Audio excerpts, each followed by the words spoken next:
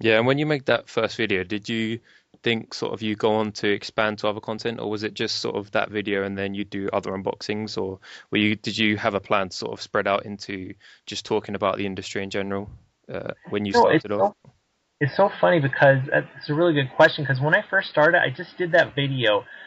I just wanted to post it on YouTube. I didn't know that like you have to set up your own account. I'm like, I just wanted to put it up there. I'm like, all right, I'll set up my own account. And I had to think for a long time, like, what kind of name should I get? And I'm like, well, I am really into gaming, and I'm involved with surgical medical products, and that's my current job. And Yeah. my boss sometimes has me in charge of ordering stuff, and I one time asked him to how much of this particular product you wanted me to order, and I was trying to have him be specific with me, and he said, I don't know, just get lots. And I'm like, oh, okay, lots of games, I'll just do that. So when I uploaded the video, uh, you know, I get occasional subscribers, and I had no idea what that was about. I'm like, well, people subscribing, what's that about? I was more concerned. I was really excited that people were actually watching this video. Were watching this video, and so it was funny though when I first started off. I mean, there were a lot of times people start off on YouTube and they get discouraged. It sometimes is a slow start. There's some days where I got 0 views, and but occasionally I started doing more unboxing videos, and then I just started talking about the industry and what games I was excited for, and gamers really were attracted to that. Yeah, and is it now you obviously you're more aware? It sounded like you didn't really know much about it when you started off, but now obviously you're more aware of the subscriptions and stuff. Is that in terms of your aims for your channel? Is it in terms of subscriptions, or is it in terms of sort of the quality that you're putting out? Um, oftentimes I'll get a lot of requests from my subscribers. They're like, "Will you please talk about this game, or will you please talk about, this collector's edition, or whatever?" And I'll really try to focus on releasing that. Oftentimes I'll just release something that I'm interested in. I think a lot of people where they fall short on YouTube is, I don't know all the answers, but I do know sometimes gamers are or YouTube people only want to get a maximum number of views. And I think if you talk about something you're really interested in, uh, you'll you'll be happy on YouTube, and that's the ultimate goal. And if gamers see that you're happy, or if people see that you're happy on YouTube, I mean that's what it's all about. That is the way you're going to continue on with making videos. This is something like, oh yeah, I'm getting a lot of views, but it's kind of sucks because I don't really even care about this. So a lot of people want to watch these videos, but if you really want to do this and you're passionate about it, people are going to be interested and subscribe and watch your videos.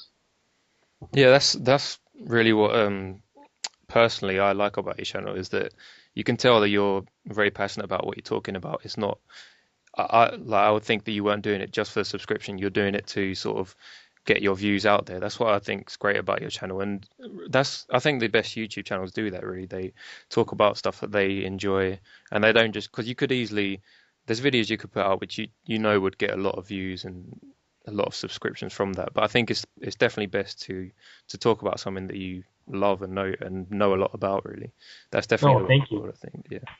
Yeah, thank you very much. Well, I mean, there's always news stories coming out, even in just gaming in general. And you could just make videos about what big news stories of the day or big news stories of the week, whether a guy left a Capcom or whether a certain game's going to be released or got canceled. You could talk about those, and people would watch it. But if you're really interested in it, then gamers can tell if you're just you're speaking nonsense. You don't really know what you're talking about. They can totally tell.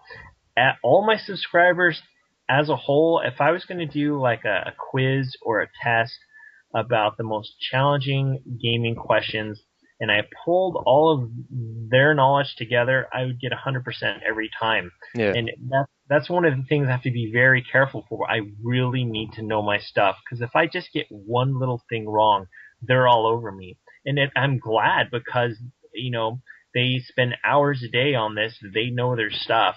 Um, and it's, obviously sometimes you can't be perfect, but it's important that you know the videos that I release, I really have to make sure that I dot the i's and cross the t's, because they know their stuff. Yeah, you mentioned people sort of jumping on your back if you get something wrong. Has that ever been a problem in your channel? Because I think that might be something that put people off, the fact that they know people are going to come and put hate on their channel and insult them and things. Has that ever been a problem with you, would you say? Well, I that's the thing. That's the problem.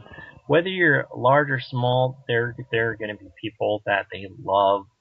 People call trolling. Yeah. They love to just tease you or cause you problems or cause you misery.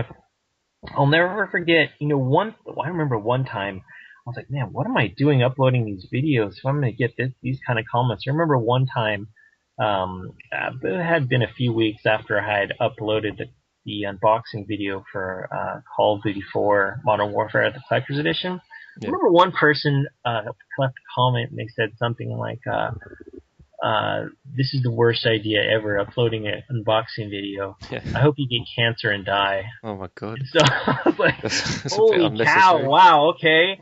I mean, a lot of people, obviously these people don't know who you are, and it's very easy to write anything you want on someone's video, and you just really have to take it with a grain of salt and realize that the people who support you, and who are interested in watching your videos, that's just, it's huge, and I'm very grateful for it. I am part of the YouTube partnership program, and I don't. A lot of times, people think if you're a partner on YouTube, you make a whole lot of money, and some of the people maybe who have millions of subscribers make a lot of money, but it's not really. Other YouTubers maybe have said this. For me, it's nice to be part of the partnership program, but um, it's all about my subscribers and the feedback that I get from them, the positive feedback and the friendships that I've made. That's the real motivation that I have for making these videos, and I'm really grateful for it. Yeah. So do you talk to your subscribers on a one-to-one basis ever? Is that something that you're interested in doing, or? Um, you know what? Definitely down the road. I thought about that, especially with E3 happening. Obviously, sometimes they do a video and try to get their feedback, but I've thought about maybe down the road having something similar, where like maybe they'd call up on Skype or another, some type of format. I'm still trying to determine what that would be, but maybe just have me videotaping and just asking questions, or them asking questions, and just having kind of like gamers are talking. I would love to do that, and I've actually been thinking about that. Maybe something down the road where the gamers, whether they call me up on the telephone or through Skype, I'm still trying to determine what the best format for that would be. Yeah. Yeah, But because yeah, it must be quite hard because when you've got thousands of subscribers, it can feel, I guess it can feel a bit impersonal, that you've got so many people following you and you don't know any of them individually. So I think it's good that you're interested at least in trying to do it on an individual basis. I really try to, and especially like, with probably the best way to contact me is through a PM. Just send me a private message, and so I'll really try to get back to you. And if I don't get back to you, just put in the headline, "Stop being such a douche," and reply to my message. But no, I'd really try to get back to people as quickly as possible. And sometimes the message can stack up if I'm busy doing other things. But this is, probably the most enjoyable, if I can call it a hobby that I have, and so it's something I definitely try to take in with a lot of priority. Yeah, you mentioned the partnership program there.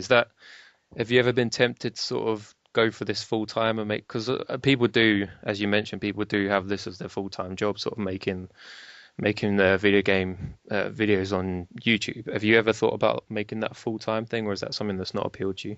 Um, you know what? Honestly, I would. I mean, if I was in a position to do so, I would definitely do that. I mean, there's people that have hundreds of thousands of subscribers and millions of subscribers, and it's been a very interesting. I've been in the program for a little over a year and a half, and less than that, or probably around a year, solid partnership program, Yeah, and I've had the opportunity to talk with a lot of other YouTube gamers that have been doing okay, and I said, you should really try to get the program. And I was lucky enough to be one of the first ones of some of my friends, uh, and so I remember one time when I first got the partnership program, Pete Dorr, who's also a great YouTuber, Yeah, he's got a really good channel. Yeah. I really look up to him. And one time he sent me a message. He said, Jimmy, are you a YouTube partner? And I said, yeah, just recently, because he noticed that one of my videos was over the time limit. Because once you're a partner, there's no real time limit on the videos you make. And I said, yeah. And I said, you know what, you should really I said you should really try and apply for it. And he did. And just I think the following week he was a partner.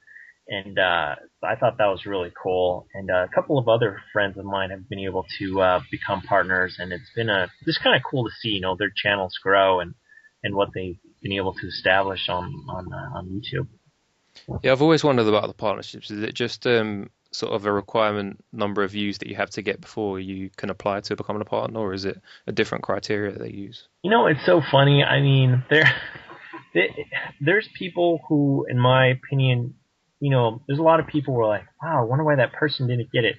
What I've heard is like most people, including me, almost everyone I've talked to have been rejected the first time they've gotten it. There's some people who get accepted the first time, but like Pete Dorr and me and other people, we did not get accepted the first time.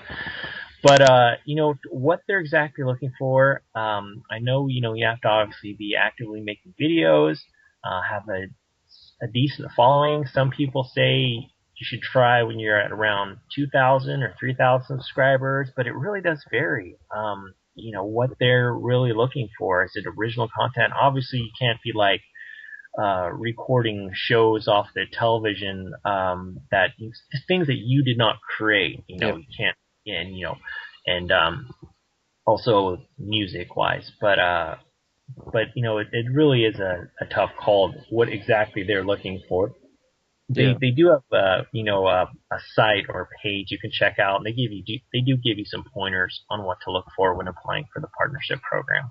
yeah. Okay, that's good. So, just want to talk about sort of what your aim is for the future. You mentioned you might, I know you've talked a little bit about what you want to do in the future, but is there anything else you want to branch out into? Because obviously you've got the Lots of Games Reviewed channel, which is you only just set that up, haven't you? That's quite a recent thing you've done. Right, the Lots of Games Reviews. Lots of Games Reviewed. I recently started up, and I've had the chance to review some great games like Crisis 2 and Infamous 2, and that's been a lot of fun. And so in the future, yeah, just more opportunity to kind of just correspond with gaming community, whether it's online voice chat or just kind of go over with that. I would really like the opportunity to do more developer interviews. I only have had the opportunity, I have had the opportunity to visit EA Games and play test a couple of games, but that has been totally behind closed doors. Unfortunately, it's been tough because me being on YouTube talking about all the new stuff, I have had the chance to go to EA Games and check out games that no one knew about, or Yeah, at the time no one knew about, and be put under strict, legal document. You cannot talk about these things. That's been very hard because I would love to have talked to my subscribers about that, but I did get the chance to visit Topware Interactive, and I did get to visit and talk about Two Worlds 2, and I'd like more of that opportunity to just visit developers or sit down with them and talk about the games they've been developing. And I'm hoping in the near future I'll be able to do more of that, and I think I will. Whether it's a small budget title or a big budget title, because I think that's something that the gaming community would be very interested in. I think a lot of gamers out there like to see the behind the scenes and get some of their questions answered that are on their mind.